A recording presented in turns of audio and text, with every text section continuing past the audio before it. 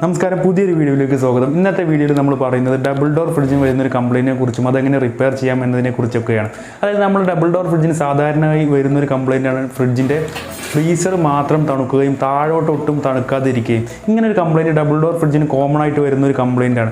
ഇനിയിപ്പോൾ നിങ്ങളൊരു പുതിയ ഡബിൾ ഡോർ ഫ്രിഡ്ജ് വാങ്ങിച്ച ആളാണെന്നുണ്ടെങ്കിൽ ഈ വീഡിയോ നിങ്ങൾ തീർച്ചയായും കണ്ടിരിക്കണം. അതുപോലെ തന്നെ നിങ്ങളിപ്പോൾ സിംഗിൾ ഡോർ ഫ്രിഡ്ജോ അല്ലെങ്കിൽ ഫ്രിഡ്ജോ ഉപയോഗിക്കാത്തവരോ ആയിക്കോട്ടെ, പക്ഷേ നമ്മൾ ഇന്നത്തെ വീഡിയോയിലൂടെ പറഞ്ഞു തരുന്നത് നിങ്ങൾ കോമൺ ആയിട്ട് മനസ്സിലാക്കി വെക്കേണ്ട ഒരു കാര്യമാണ്. നിങ്ങൾക്ക് മറ്റുള്ളവർക്ക് പറഞ്ഞു കൊടുക്കാനെങ്കിലും ഈ വീഡിയോ ഉപകരിക്കുന്നതായിരിക്കും. അപ്പോൾ നമ്മുടെ ഡബിൾ ഡോർ ഫ്രിഡ്ജിന് ഇങ്ങനെ ഒരു കംപ്ലൈൻറ്റ് വരുന്നതിൻ്റെ കാരണം 2-3 പാർട്ടിൻ്റെ കംപ്ലൈൻറ്റ് കൊണ്ടും അതുപോലെ തന്നെ മറ്റൊരു കാര്യം കൂടി ഉണ്ട്, അത് ഞാൻ പറയാം. അതായത് ടൈമർ, ബൈമെറ്റൽ, അതുപോലെ തന്നെ ഹീറ്റർ, ഇങ്ങനെ 3 പാർട്ട് കംപ്ലൈൻറ്റ് വന്നു കഴിഞ്ഞാൽ ഈ പ്രോബ്ലം വരും. അതുപോലെ തന്നെ നമ്മുടെ ഫ്രിഡ്ജിൻ്റെ അകത്ത് നിന്ന് പുറത്തോട്ട് ഡ്രെയിനേജ് ട്രേ ഉണ്ടല്ലോ ഫ്രിഡ്ജിന് താഴെ വരുന്ന, അപ്പോൾ ഈ ഡ്രെയിനേജ് ട്രേയിലോട്ട് പോകേണ്ട വെള്ളം ഫ്രിഡ്ജിനകത്ത് തന്നെ തങ്ങി നിന്ന് കഴിഞ്ഞാൽ ആ വെള്ളം ഫ്രിഡ്ജിനകത്ത് കട്ട പിടിച്ചിട്ട് ഫ്രിഡ്ജിന് ഇതുപോലൊരു കംപ്ലൈൻറ്റ് വരും. അപ്പോൾ ഇങ്ങനെ 4 കാരണങ്ങൾ കൊണ്ടാണ് നമ്മുടെ ഫ്രിഡ്ജിന് അതുപോലെയുള്ള ഒരു കംപ്ലൈൻറ്റ് വരുന്നത്. അപ്പോൾ നമ്മൾ നേരത്തെ പറഞ്ഞ 4 കാരണങ്ങൾ കൊണ്ട് വരുന്ന കംപ്ലൈൻറ്റ് ഉണ്ടല്ലോ, അത് പെട്ടെന്ന് റെഡിയാക്കി എടുക്കുക എന്ന് പറയുന്നത് ചിലപ്പോൾ കുറച്ച് ഡിഫിക്കൽട്ടായിരിക്കും. ചിലപ്പോൾ ടെക്നീഷ്യനെ പെട്ടെന്ന് കിട്ടിയെന്ന് വരില്ല. അതുപോലെ തന്നെ നിങ്ങൾക്ക് വല്ല സാങ്കേതിക കാരണങ്ങൾ കൊണ്ട് അത് റിപ്പയർ ചെയ്യാൻ പറ്റാത്തൊരു കണ്ടീഷനാണ് എന്നുണ്ടെങ്കിൽ നമ്മൾ ഇന്നത്തെ വീഡിയോയിൽ പറയുന്ന കാര്യം ചെയ്തു കഴിഞ്ഞാൽ നിങ്ങൾക്ക് തൽക്കാലം അത് പരിഹരിക്കാൻ സാധിക്കുന്നതാണ്. 100% പരിഹരിക്കാൻ സാധിക്കുമെന്നും ഞാൻ പറയുന്നില്ല. ഒരു 70% വരെ നിങ്ങൾക്ക് പരിഹരിക്കാൻ സാധിക്കും. ടെമ്പററി ആയിട്ട്, പെർമനൻ്റ് ആയിട്ട് ഫിക്സ് ചെയ്യാൻ സാധിക്കത്തില്ല. പിന്നെ നമ്മുടെ വീഡിയോ ഇപ്പോൾ തന്നെ ഒന്ന് ലൈക്ക് ചെയ്ത് വെച്ചേക്കണേ. നിങ്ങൾ വീഡിയോ കണ്ടു കഴിയുമ്പോൾ ചിലപ്പോൾ ലൈക്ക് ചെയ്യാൻ മറന്നു പോകും. അതുകൊണ്ട് ഇപ്പോൾ തന്നെ ഒന്ന് ലൈക്ക് ചെയ്ത് വെക്കുക. നമ്മുടെ ഫ്രിഡ്ജിന് ഇങ്ങനെ ഒരു കംപ്ലൈൻറ്റ് വരുന്നതിൻ്റെ കാരണം എന്താണെന്ന് വെച്ച് കഴിഞ്ഞാൽ നമ്മുടെ ഫ്രിഡ്ജിൻ്റെ ഫ്രീസറിനകത്ത് ഉൾവശത്ത് ഒരു ഫ്രീസർ ഫാനുണ്ട്. ഈ ഫാൻ റൊട്ടേറ്റ് ആവുന്നതിൻ്റെ ഫലമായിട്ടാണ് നമ്മുടെ ഫ്രിഡ്ജിൻ്റെ താഴോട്ടെല്ലാം താഴെ തണുക്കുന്നത്. അതായത് മുകളിലുള്ള ഈ ഫ്രീസർ ഫാൻ റൊട്ടേറ്റ് ആകുമ്പോൾ താഴെ നിങ്ങൾക്ക് ഞാനിപ്പോൾ മാർക്ക് ചെയ്ത് കാണിക്കുന്ന ഭാഗമാണ് ഫ്രിഡ്ജിൻ്റെ വെൻറ്റ് ഹോൾസ്. ഈ വെൻറ്റ് ഹോൾ വഴി കോൾഡ് എയർ മുകളിൽ ഫാൻ വർക്ക് ചെയ്യുന്നതിൻ്റെ ഫലമായിട്ട് വരും. അപ്പോൾ വരുമ്പോഴാണ് താഴോട്ട് തണുപ്പ് വരുന്നത്. അപ്പോൾ ഞാൻ നേരത്തെ പറഞ്ഞ 4 പാർട്സ് കംപ്ലൈൻ്റ് ആയി കഴിഞ്ഞാൽ ഈ വെൻറ്റ് ഹോൾ വഴിയുള്ള എയർ വരുത്ത് അങ്ങ് സ്റ്റോപ്പ് ആവും. അതായത് ഈ വെൻറ്റ് ഹോളെല്ലാം ഐസ് വന്ന് അടഞ്ഞു പോകും. അതൊന്നും നമുക്ക് പുറമേ അങ്ങനെ കാണാൻ സാധിക്കത്തില്ല. അപ്പോൾ അടഞ്ഞു പോയി കഴിഞ്ഞാൽ ഇങ്ങോട്ട് കോൾഡ് എയർ വരത്തില്ല ഫാൻ കറങ്ങുമ്പോൾ.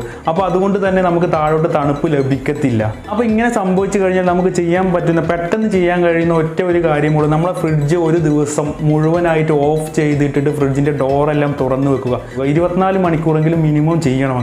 അങ്ങനെ ചെയ്ത് കഴിഞ്ഞാൽ ഈ ഐസ് പിടിച്ച് അടഞ്ഞു കിടക്കുന്ന വെൻറ്റുകളെല്ലാം ഐസെല്ലാം ഉരുകി പോയിട്ട് ഓപ്പൺ ആവും.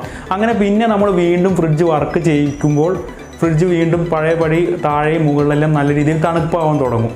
അപ്പോൾ ഇങ്ങനെ ചെയ്ത് കഴിഞ്ഞാൽ നമ്മുടെ ഫ്രിഡ്ജ് ഏകദേശം 4-5 അല്ലെങ്കിൽ വേണ്ട ഒരാഴ്ച വരെ തന്നെ നമുക്ക് പഴയപടി നല്ല കണ്ടീഷനായിട്ട് നല്ല കൂളായി തന്നെ ഉപയോഗിക്കാൻ സാധിക്കും.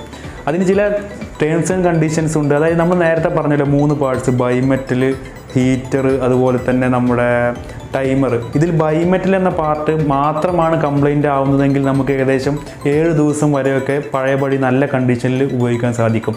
ഹീറ്ററും ടൈമറും എല്ലാം കേടായിട്ടുണ്ട് എന്നുണ്ടെങ്കിൽ ചിലപ്പോൾ 2 ദിവസം കൊണ്ട് തന്നെ വീണ്ടും പഴയപടി ഐസ് വന്ന് വെൻറ്റ് ഹോളെല്ലാം അടഞ്ഞു പോയിട്ട് തണുപ്പ് ലഭിക്കാതെ വരും. അപ്പോൾ പുതിയ ടെക്നീഷ്യന്മാരൊക്കെ ഇങ്ങനെ ഒരു കംപ്ലൈൻറ്റ് റിപ്പയർ ചെയ്യാൻ വേണ്ടി പോകുമ്പോൾ ഇങ്ങനെ ഒരു കംപ്ലൈൻറ്റ് കണ്ടു കഴിഞ്ഞാൽ ഫ്രിഡ്ജ് ഒരു ദിവസം എങ്ങനെയായാലും ഓഫ് ചെയ്തിട്ടതിന് ശേഷം മാത്രം വർക്ക് ചെയ്യാൻ വേണ്ടി ശ്രമിക്കുക. എന്നാലേ നമുക്ക് നല്ല രീതിയിൽ അഴിച്ചെടുക്കാൻ സാധിക്കത്തുള്ളൂ. അല്ലെങ്കിൽ ഫ്രിഡ്ജിനുള്ളിലെ പാർട്സ് എല്ലാം പൊട്ടിപ്പോകാൻ ചാൻസ് ഉണ്ട്. പിന്നെ മറ്റൊരു കാര്യം കൂടി നമ്മൾ ശ്രദ്ധിക്കേണ്ടതുണ്ട്. നമ്മുടെ ഫ്രിഡ്ജ് ഇതുപോലെ ഓഫ് ചെയ്തിട്ട് കഴിഞ്ഞാൽ ഫ്രിഡ്ജിൻ്റെ ബാക്കിലുള്ള ഒരു ദിവസം ഓഫ് ചെയ്തിട്ട് കഴിഞ്ഞാൽ ഫ്രിഡ്ജിൻ്റെ ബാക്കിലുള്ള ഡ്രെയിനേജ് ട്രേയിലോട്ട് ഐസ് ഉരുകിയ വെള്ളമെല്ലാം ഡ്രെയിനേജ് ട്രേയിലോട്ട് തന്നെ വരുന്നുണ്ടോ എന്ന് നമ്മൾ ഉറപ്പ് വരുത്തണം. ചിലപ്പോൾ ഫ്രിഡ്ജിൻ്റെ അകത്തൂടെ ഒലിക്കുകയാണെങ്കിൽ നമ്മൾ ആ കംപ്ലൈൻറ്റ് കൊണ്ട് റിപ്പയർ ചെയ്യേണ്ടതുണ്ട്. അതായത് ഫ്രിഡ്ജിൻ്റെ ഡ്രെയിനേജ് പൈപ്പിൻ്റെ അകത്ത് അടിഞ്ഞ് കിടക്കുന്നത് കൊണ്ടാണ് അങ്ങനെ വെള്ളം പുറത്തോട്ട് ആ പൈപ്പ് വഴി പുറത്തോട്ട് ട്രേയിലോട്ട് വരാത്തത്. അപ്പോൾ അത് നമ്മളൊന്ന് കുത്തി കൊടുത്തിട്ട് അഴുക്ക് പുറത്തോട്ട് കളയേണ്ടതുണ്ട്. എന്നാലേ ഈ കംപ്ലൈൻറ്റ് ശരിയായെന്ന് പറയാൻ സാധിക്കത്തുള്ളൂ.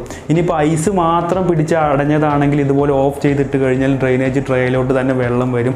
അഴുക്കടഞ്ഞത് കൊണ്ടാണ് ഡ്രെയിനേജ് ട്രേയിലോട്ട് വെള്ളം വരുന്നില്ല എന്നുണ്ടെങ്കിൽ അഴുക്ക് അടിഞ്ഞത് കൊണ്ടാണ്. അപ്പോൾ നമ്മൾ അതും പ്രത്യേകം ഒന്ന് റിപ്പയർ ചെയ്യേണ്ടതാണ്. കൂടാതെ ഇതിനോടനുബന്ധിച്ച് ഒരുപാട് കാര്യങ്ങൾ പറയേണ്ടതുണ്ട്. അത് നമ്മൾ വരും വീഡിയോസായിട്ട് ചെയ്യാൻ ഉദ്ദേശിക്കുന്നുണ്ട്. അതായത് നമ്മുടെ ടൈമർ, ബൈമെറ്റൽ, ഹീറ്റർ ഇതിനൊക്കെ കംപ്ലൈൻ്റ് ആയി കഴിഞ്ഞാൽ ഇല്ലെങ്കിൽ ഇതൊക്കെ റിപ്പയർ ചെയ്യുന്നത് ഒക്കെ കാണിക്കുന്ന വീഡിയോസ് നമുക്ക് ചെയ്യേണ്ടതുണ്ട്.